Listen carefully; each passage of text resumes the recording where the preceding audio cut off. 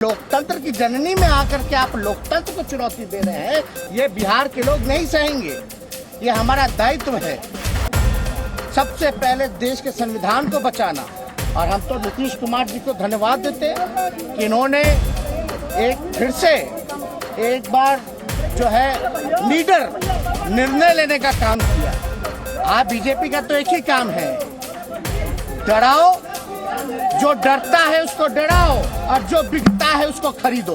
पूरे देश में क्या हो रहा है आपको नहीं पता, अभी झारखंड में क्या हो रहा है नहीं पता, महाराष्ट्र में क्या हुआ नहीं पता।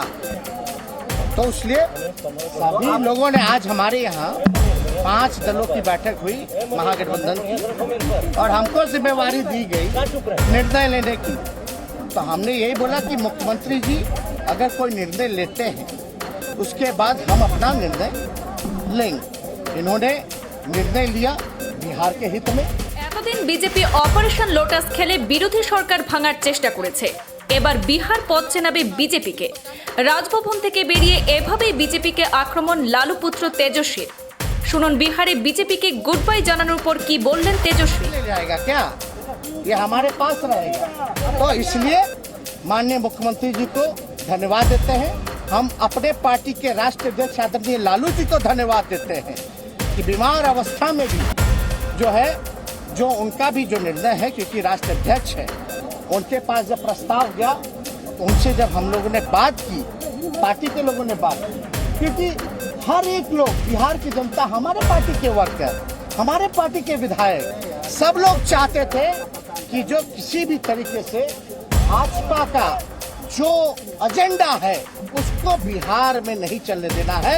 और लालू जी को तो आप जानते ही हैं, आडवाणी जी के रथ को रोका था, किसी भी कीमत में ना झुकने को तैयार है ना डरने वाले हैं। जो उनकी विचारधारा है उसकी लड़ाई लड़े। तो इसलिए हम पुनः मुख्यमंत्री जी को धन्यवाद। अरे भाई, हम लोग चाचा भतीजा लोग हैं, लड़े भी हैं, आरोप भी लगाए हैं, लेकिन हम लोग तो समाजवादी लोग हैं ना। तो हमारी जो पुरखों की विरासत है वो कोई और ले जाएगा क्या? हम लोगों का अधिकार नहीं है क्या? तो हर घर में लड़ाई होती है, हर भाई में बकझक होती है, तो उस पर ध्यान नहीं देना।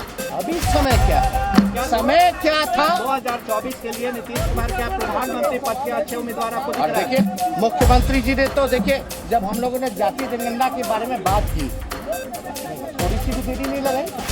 और 2 बार जो है उस समय तो भाजपा के लोग ही जो है पूरी तरीके से अध्यक्ष थे उस समय के विधानसभा के चौधरी विजय चौधरी जी, इनके ही अध्यक्षता में 2 बार पारित हुआ। तो उस समय भी आप बीजेपी का रोल देख रहे थे क्या था? यानी जो नेशनल इंटरेस्ट का जो एजेंडा था उसमें भी कितने इनका तो मूड क्लियर था। तो क्या पीएम मटेरियल आपको दिख रहा है? पीएम के लिए आपके दावेदार मानते हैं? आप एक बात समझ लीजिए, ये सवाल हम मुख्यमंत्री जी को छोड़ो, हमको इस पे कोई टिप्पणी नहीं करना है। लेकिन आप इतना तो आप जानते हैं कि सबसे देश में अगर सबसे कोई अनुभवी मुख्यमंत्री है तो नीतीश कुमार जी है, सबसे अनुभवी, परिपक्व, और काम तो किया ही, ऐसा कोई इनकार नहीं सकता। नरेंद्र मोदी तो प्रचार का काम कर, नरेंद्र मोदी को क्या नीतीश जी दे सकता है चुनौती?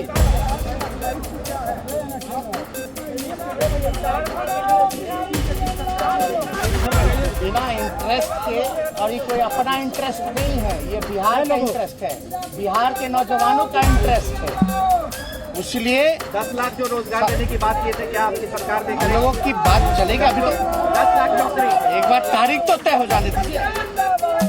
মুখ্যমন্ত্রীর পদ থেকে পদত্যাগ করে এবং বিজেপির সাথে সমস্ত সম্পর্ক ছিন্ন করে নীতিশ কুমার বলেন, বিজেপি ভ্রষ্টাচারের দল। বিজেপি বিরোধীদের মুখ বন্ধ করে দমন পীড়ন নীতি চালিয়ে যাচ্ছেন, তাই বিজেপির সাথে আর সংসার নয়। কি বলল বিহারের পদত্যাগী মুখ্যমন্ত্রী নীতিশ কুমার, তাও শুনুন। के बातचीत और हो गया कि भाई आपने कहा था कि भ्रष्टाचार से और कम्युनलिज्म से समझौता नहीं करेंगे। तेजस्वी यादव पर भ्रष्टाचार का आरोप है। का सवाल ही नहीं पैदा होता है, शुरू से कभी नहीं होने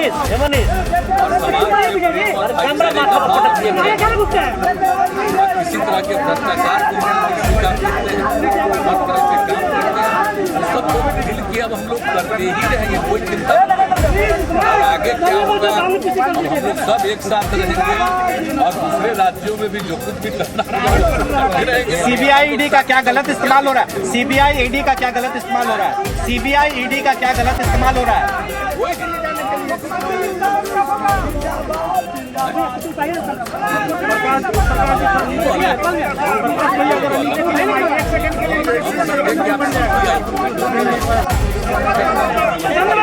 तेजस्वी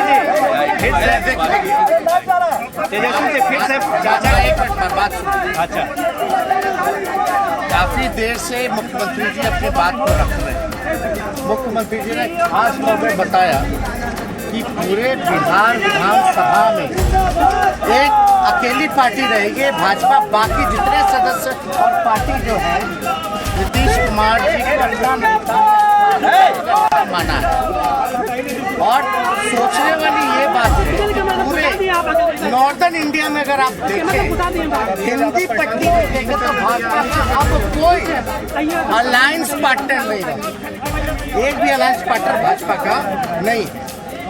और ये तो इतिहास बताता है कि भाजपा जहां रहती है, जिसके साथ रहती है, उसको खत्म करने में लगी रहती है।